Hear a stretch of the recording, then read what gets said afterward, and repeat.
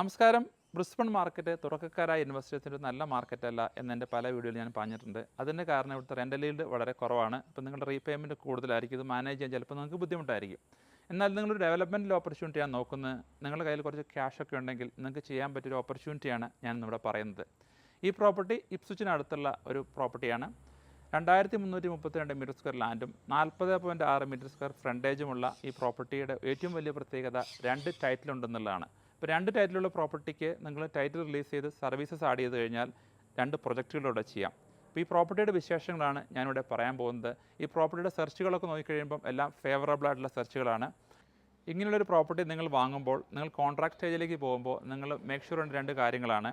ഒന്ന്, building and പെസ്റ്റിന് പകരം നിങ്ങൾ വെക്കേണ്ടത് ഡ്യൂ ഡെലിജൻസ് ക്ലോസ് ആണ്. അതായത് 10 ദിവസം അല്ലെങ്കിൽ 15 ദിവസമൊക്കെ ഈ പ്രോപ്പർട്ടിയുടെ ഡെവലപ്മെൻറ്റുമായിട്ട് ബന്ധപ്പെട്ട് എന്തൊക്കെ നിങ്ങൾക്ക് ചെയ്യാൻ പറ്റുന്നുള്ള കാര്യങ്ങൾ നിങ്ങൾ അന്വേഷിച്ചറിയണം. അങ്ങനെ അതിനെയാണ് ഡ്യൂ ഡെലിജൻസ് എന്ന് പറയുന്നത്. പിന്നെ ഫൈനാൻസ് ക്ലോസ് നോർമലി വെക്കുന്ന പോലെ നിങ്ങൾക്ക് വെക്കാം, അല്ലെങ്കിൽ നിങ്ങൾ ക്യാഷ് പെയർ ആണെങ്കിൽ ഫൈനാൻസ് ക്ലോസ് വെക്കേണ്ട കാര്യമില്ല. എന്തൊക്കെയാണ് ഈ പ്രോപ്പർട്ടിയുടെ വിശേഷങ്ങൾ ഞാൻ ഉടനെ പറയാം. നന്ദി, നമസ്കാരം. ഇതാണ് ഈ പ്രോപ്പർട്ടിയുടെ സബ് ഡിവിഷൻ പ്ലാൻ. മധ്യത്തിലുള്ള ലൈനിൽ കൂടെ നമുക്ക് പ്രോപ്പർട്ടി 2ആയിട്ട് ഡിവൈഡ് ചെയ്യാം. ഈ വീടിൻ്റെ ഒരു ഫ്രണ്ടേജ് നമുക്ക് നോക്കാം. 40.6 ആണ് ഫ്രണ്ടേജ് പ്ലാനിൽ കാണുന്ന പോലെ. 20.5ഉം 20.1ഉമായിട്ട് 2ആയിട്ട് ഇത് നമുക്ക് ഡിവൈഡ് ചെയ്യാം. ഇനി പ്രോപ്പർട്ടിയുടെ അടുത്ത് ടൗൺ ഹൗസുകളുണ്ട്, യൂണിറ്റുകളൊക്കെ ഉണ്ട്. അപ്പോൾ നമുക്ക് 2ആയിട്ട് ഡിവൈഡ് ചെയ്തില്ലെങ്കിലും നമുക്ക് അങ്ങനത്തെ ഒരു പ്രൊജക്റ്റിന് സ്കോപ്പ് ഉണ്ടോ എന്ന് വേണമെങ്കിൽ ഒരു ടൗൺ പ്ലാനർ വെച്ച് നോക്കാനും സാധ്യതയുണ്ട്. ഇനിയിപ്പോൾ നമുക്ക് വീടിൻ്റെ അകത്തേക്ക് പോകാം. കുറച്ച് ഡെവലപ്പേഴ്സൊക്കെ ഈ വീട് കാണാൻ വന്നിട്ടുണ്ട്. ഈ വീട്ടിലൊരു ഓൾഡ് ലേഡിയാണ് താമസിക്കുന്നത്. ഓൾഡ് ലേഡിയും അവരുടെ ഒരു 8ഓളം പൂച്ചകളുണ്ട്. പിന്നെ അകത്ത് പോകാം. ഞാൻ ജസ്റ്റ് 2 സൈഡും കാണിക്കുകയാണ്. ഈ പ്രകൃതിയോട് ഇണങ്ങി ജീവിക്കുന്ന ഒരു സ്ത്രീയാണ്.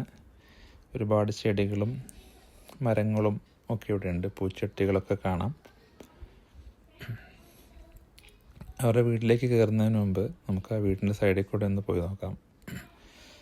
4ഓളം വാട്ടർ ടാങ്കുകളുണ്ട് ഇവിടെ. ഒരുപാട് പൂച്ചെടികളുണ്ട്. അപ്പോൾ ഇത് സ്റ്റമ്പിലുള്ള വീടാണ്. താഴെയും കണ്ടില്ല, സ്റ്റമ്പൊക്കെ പെയിൻ്റ് അടിച്ച് നന്നായിട്ട് അവർ ലുക്ക് ആഫ്റ്റർ ചെയ്തിട്ടുണ്ട്. അവരുടെ ജീവിതകാലത്തിലുള്ള കുറേ സാധനങ്ങൾ അവർ സ്റ്റോർ ചെയ്ത് വെച്ചിട്ടുണ്ട്. ഫർണിച്ചറും പഴയ കസേരകളും ഒക്കെ. ഇവിടെ ഇങ്ങനെ പോകുമ്പോൾ നമുക്കൊരു പൂച്ചയെ കാണാം. 8 പൂച്ചകളുടെ ഒരു പൂച്ച. ഒരു പൂച്ചയുടെ രൂപത്തിലുള്ള ഒരു സ്റ്റാറ്റ്യൂ അവിടെ ഉണ്ട്. ഇനി ഇവിടെ ഗം ട്രീകളുണ്ട് ഇതിനകത്ത്. പക്ഷേ ഈ പ്രോപ്പർട്ടിക്ക് വെജിറ്റേഷൻ പ്രൊട്ടക്ഷൻ ഇല്ല. അപ്പം നമുക്ക് ഡെവലപ്മെൻറ്റ് ചെയ്യുമ്പോൾ ഇതൊക്കെ റിമൂവ് ചെയ്യുന്നതിന് കുഴപ്പമില്ല.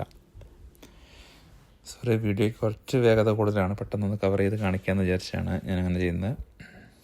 ഇനി പ്രത്യേകിച്ച് ഇവിടെ ഒന്നുമില്ല. ഒരുപാട് മരങ്ങളുണ്ട്, ചെടികൾ, കസേരകൾ, അവരുടെ പഴയ കാലത്തെ എല്ലാ സാധനങ്ങളും ഓർമ്മകളും ഒക്കെ ഇവിടെ ഉണ്ട്.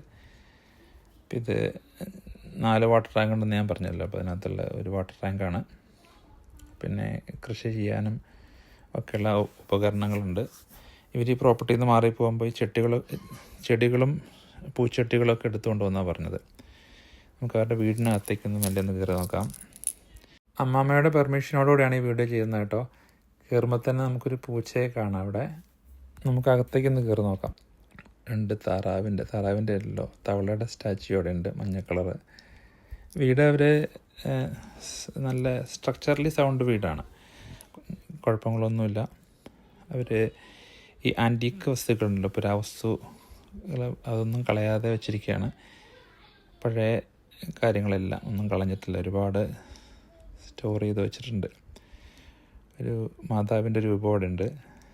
ഇന്ന് ഈ വീട് ഇപ്പോൾ കറൻ്റ്ലി ഓഫ് മാർക്കറ്റാണ്. പക്ഷേ ഈ വീട് ഫോട്ടോ എടുക്കാൻ ആൾക്കാർ വന്നിട്ടുണ്ട്, ഏജൻറ്റും ആൾക്കാരും ഒക്കെ. അതിനു മുമ്പ് നമുക്കൊരു അവസരം കിട്ടിയതാണ് വീട് കാണാൻ. അപ്പോൾ ഞാൻ 2 ഡെവലപ്പേഴ്സിനെ കൊണ്ടാണ് വന്നത് ഇതൊന്ന് കാണിക്കാൻ.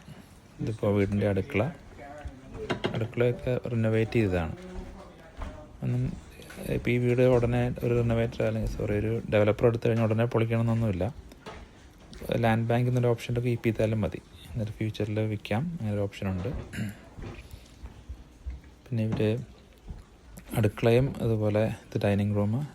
ഇവിടുന്ന് ഒരുപാട് പ്രകാശം കിട്ടുന്ന പോലെയാണ് ഇരിക്കുന്നത്. ഇവരിവിടെ വൈകുന്നേരങ്ങളിലൊക്കെ ഇവിടെ വന്നിരിക്കുന്നതാണ് അവരെന്നോട് പറഞ്ഞത്. ഒരുപാട് പാത്രങ്ങൾ എല്ലാം നല്ല ഭംഗിയായിട്ട് ഡിസൈൻ ചെയ്ത് വെച്ചിരിക്കുന്നു.